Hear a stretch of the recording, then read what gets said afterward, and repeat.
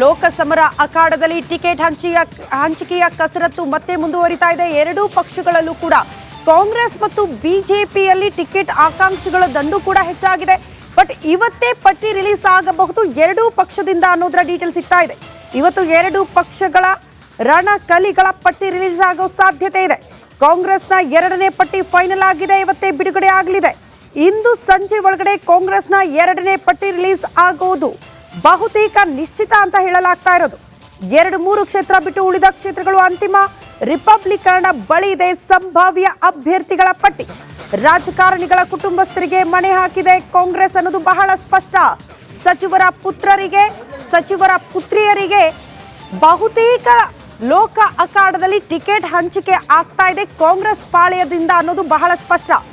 ಅಸಂಭಾವ್ಯ ಅಭ್ಯರ್ಥಿಗಳು ಯಾರು ಅನ್ನೋದನ್ನ ಸ್ಕ್ರೀನ್ ಮೇಲೆ ಕೂಡ ಗಮನಿಸ್ತಾ ಇದ್ದೀರಿ. ಕಾಂಗ್ರೆಸ್ನ 21 ಕ್ಷೇತ್ರಗಳ ಅಭ್ಯರ್ಥಿಗಳು ಘೋಷಣೆ ಆಗಬೇಕು, ಬಟ್ ಎಲ್ಲವೂ ಕೂಡ ಅಂತಿಮ ಆಗಿದೆ ಅಂತ ಹೇಳಲಾಗ್ತಾ ಇದೆ. ಕಾಂಗ್ರೆಸ್ನ ಲಿಸ್ಟ್ ನಾವೀಗ ಗಮನಿಸ್ತಾ ಇರೋದು ಅಂದ್ರೆ ಕೈ ಸಂಭಾವ್ಯ ಅಭ್ಯರ್ಥಿಗಳು ಯಾರು ಅನ್ನೋದರ ಎಕ್ಸ್ಕ್ಲೂಸಿವ್ ಮಾಹಿತಿ ರಿಪಬ್ಲಿಕನ್ದಲ್ಲಿ.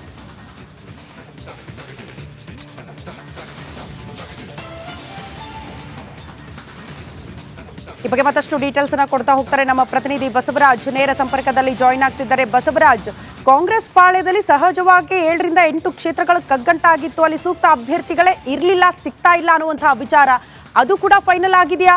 ಮತ್ತೊಂದು ಸಂಭಾವ್ಯರ ಲಿಸ್ಟ್ ನಾವು ಗಮನಿಸ್ತಾ ಹೋದ್ರೆ ಬಹುತೇಕ ಸಚಿವರ ಪುತ್ರ ಅಥವಾ ಪುತ್ರಿಗೆ ಟಿಕೆಟ್ ಫೈನಲ್ ಮಾಡಿದೆ ಅಂತ ಅನ್ಸುತ್ತೆ ಕಾಂಗ್ರೆಸ್ ಪಾಳ್ಯ. ಡೀಟೇಲ್ಸ್ ಅನ್ನ ಕೊಡ್ತಾ ಹೋಗೋದಾದ್ರೆ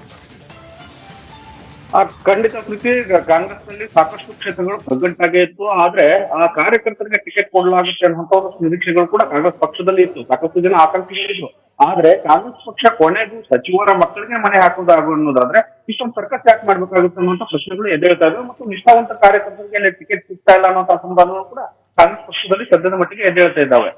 ಮೊದಲು ಸಚಿವರಿಗೆ ನಿಲ್ಲುವಂತ ಒಂದು ಒತ್ತಡವನ್ನ ಕಾಂಗ್ರೆಸ್ ಪಕ್ಷದಿಂದ ಹೇಳಲಾಗಿತ್ತು. ಯಾವಾಗ ಸಚಿವರು ಸ್ಪರ್ಧೆ ಮಾಡೋಲ್ಲ ಅನ್ನುವಂತ ಒಂದಷ್ಟು ಮಾತನ್ನ ಹೇಳಿದ್ರು ಮತ್ತು ಅವರು ಸರಾಸಗಟವಾಗಿ ಹೇಳಿದ್ರು. ಆ ಬಳಿಕ ಆದ್ರೂ ಅವರು ತಮ್ಮ ಕುಟುಂಬಸ್ಥರಿಗೆ ಕೊಡುವಲ್ಲಿ ಟಿಕೆಟ್ ಕೊಡಿಸುವಲ್ಲಿ ನಿರತರಾದ್ರು. ಪ್ರಮುಖವಾಗಿ ಸತೀಶ್ ಜಾರಕಿಹೊಳಿ ಆಗಿರ್ಬೋದು, ಲಕ್ಷ್ಮೀ ಹೆಬ್ಬಾಳ್ಕರ್ ಆಗಿರ್ಬೋದು, ವಿಷ್ಣು ಖಂಡ್ರೆ ಆಗಿರ್ಬೋದು, ಎಚ್ ಡಿ ಮಾಧವಪ್ಪ ಆಗಿರ್ಬೋದು, ಈ ತರದ 14 ಜನ ಸಚಿವರು ತಮ್ಮ ಮಕ್ಕಳಿಗೆ ಈಗ ಟಿಕೆಟ್ ಕೊಡಿಸುವಂತ ಕೆಲಸವನ್ನು ಮಾಡಿದ್ದಾರೆ. ಆ ಜೊತೆಗೆ ಈ ಕಾರ್ಯಕರ್ತರಿಗೆ ನಿಷ್ಠಾವಂತ ದುಡಿದವರಿಗೆ ಇಲ್ಲಿ ಮನೆಯಿಂದ ಹಾಕಲಾಗ್ತಾ ಇಲ್ಲ ಅನ್ನೋದು ಸಾಕಷ್ಟು ಅಸಮಾಧಾನ ಹೇಳ್ತಾ ಇದೆ. ಇದ್ರ ಜೊತೆಗೆ ಈಗ 17 ಜನರದ ಏನು ಎರಡನೇ ಪಟ್ಟಿಯಲ್ಲಿ ಘೋಷಣೆ ಆಗ್ತಾ ಇದ್ದಾವೆ. ಅದರಲ್ಲಿ ಬಹುತೇಕ ಕುಟುಂಬಸ್ಥರಿಗೆ, ರಾಜಕಾರಣದ ಕುಟುಂಬಸ್ಥರಿಗೆ ಸೇರಿದಂತಹ ಮುಖಗಳಿಗೆ ಈಗ ಮನೆ ಹಾಕ್ತಕ್ಕಂಥದ್ದು ಸಾಕಷ್ಟು ವಿಪರ್ಯಾಸದ ಸಂಗತಿ. ಇನ್ನು ಉಳಿದಂತೆ 4 ಟಿಕೆಟ್ಗಳು ಬಾಕಿ ಉಳಿದಿದ್ದಾವೆ. ಅವನು ಕೂಡ ಇವತ್ತು ಸಂಜೆ ಒಳಗಡೆ ಚರ್ಚಿಸಿ ನಾಳೆ ನಾಟಿದ್ದು ಘೋಷಣೆ ಆಗಬಹುದು ಅನ್ನುವಂತ ಲೆಕ್ಕಾಚಾರಗಳಿದ್ದಾವೆ.